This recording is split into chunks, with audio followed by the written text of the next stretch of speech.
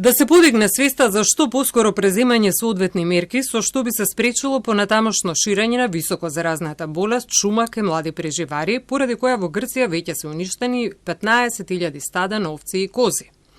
Во тек се финални подготовки на планот за рана детекција на болеста. Земјата е поделена на две зони. На високоризична зона која граничи со Грција и остатокот од земјата е нискоризична зона и од двете зони ќе се земаат примероци за клинички истражувања, со тоа што во нискоризичната зона би била со помал интензитет. Тоа е со цел за рано откривање болести. Исто така го ревидирам и планот за итни мерки.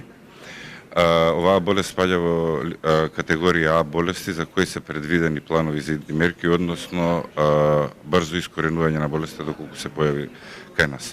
Во моментов тоа се чекорите што ги прави агенцијата, а и веќе имаме издадено решение за забрана за увоз на живи животни производи од животинско потекло, за да се намали ризикот од донес на вирусот во нашата земја.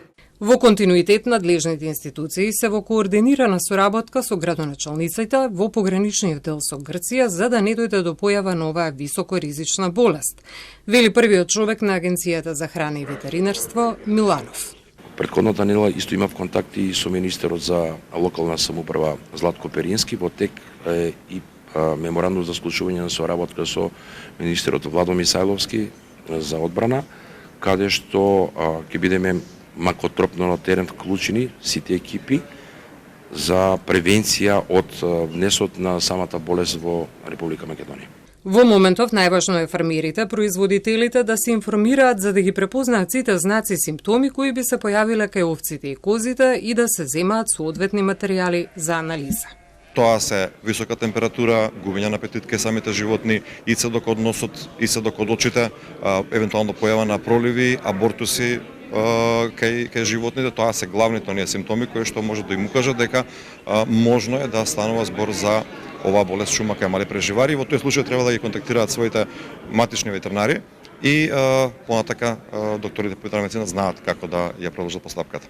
Со оглед на брзината и начинот на ширење на болеста не е исклучено за кусо време да се појави и до границата со Македонија. Во моментов во земјава нема потврден случај. За оваа болест има вакцина, но ние како земја сме единствени во регионот кои официјално сме слободни во однос на извозот, вели професор Чажовски, затоа што во Македонија ја нема болеста и се извезува живо јагне кон земјите од ЕУ, пред се во Италија и Грција. Сепак во случај на употреба на ваква вакцина, извозот би бил забранет и следува долг процес на добивање статус на земја која може слободно да извезува јагнешко.